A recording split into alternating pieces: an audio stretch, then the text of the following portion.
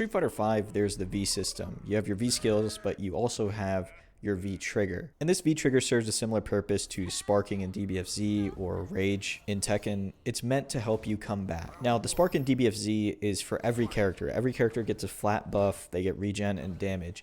While in Tekken and Street Fighter, the V triggers will vary in Street Fighter from character to character. Some characters have really good ones and some have bad ones. Just like rage drives in Tekken, where some characters just have better rage drives than others. And these mechanics seem to be in most newer titles that are coming out. There's some way for you to come back. At least in most titles that I play. I'm sure there's games that came out 10, 20 years ago that I just wasn't around for. Like X Factor and Marvel, which I've never played, so I don't really want to speak on that, but I've seen the power of it. These comeback mechanics seem to be creeping into more and more titles. And the response from the community is always kind of mixed. It's mostly in favor of comeback mechanics shouldn't be as prevalent as they are. In Street Fighter V, for example, comebacks don't seem like a very hype thing. With some characters, it seems like you just should come back when you get V-trigger. Like G, for example, who can start canceling his normals into normals. He levels up to his max presidentiality, giving him access to different special moves that have different properties. The reward he gets for knocking you down becomes significantly higher because you have to guess whether he's going to hit you low,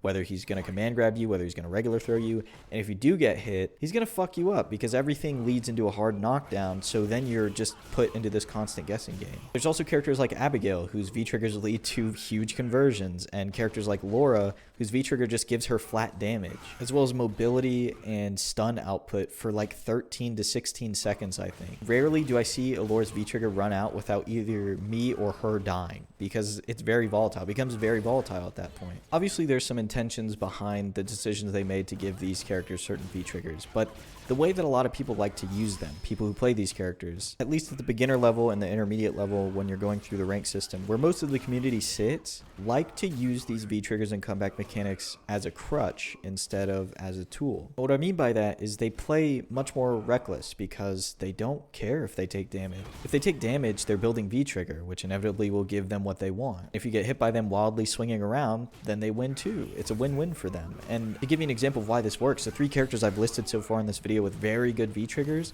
Laura, G, and Abigail, have 1025, 1025, and 1075 HP. To put that into perspective, the lowest HP characters in the game are sitting at 900. So if you're Abigail, you're sitting at 1075 and you take 300, 400 damage, you're building a lot of V-trigger. That's a much different situation than being on Cammy or Seth or Akuma and taking 400 damage where you're now under like half HP or something. And so for people who play these characters who do use it as a crutch, it's pretty logical. You can't blame them for it. It's a product of the environment that has been created for that character. If you think about it from somebody who doesn't really, I don't know, care about playing solid neutral or doesn't really care about fundamentals, they just want to win, like they're a casual player, they want to rank up. If I'm being rewarded for getting hit and I'm also getting rewarded for swinging at my opponent constantly, what's the point of blocking? I might as well play crazy and try and land a hit or at least take some damage and build my V-trigger. And it's that mentality that some of these games breed with these comeback mechanics, especially Street Fighter V, that I think is the problem. I don't think it's the mechanic itself. It's a potential of how it can be used on some characters, because there are other characters who just have trash V-triggers. So those players start to learn fundamentals and have to learn a whole different game than people who are playing characters with a very good V-trigger. Remember, I'm generalizing, right? If you're a very solid Laura or G player in the comments, don't feel like I'm calling you out, because I know there's going to be a comment that says something like that. These are just some things that I've noticed traversing the rank system.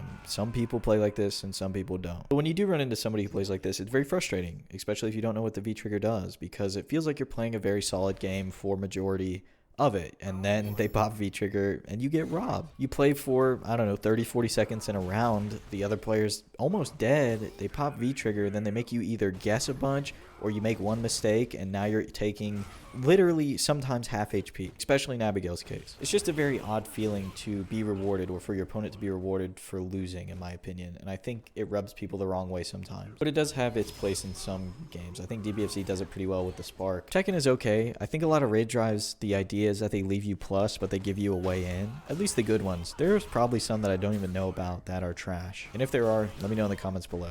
If you enjoyed this one, consider subscribing, and thanks so much.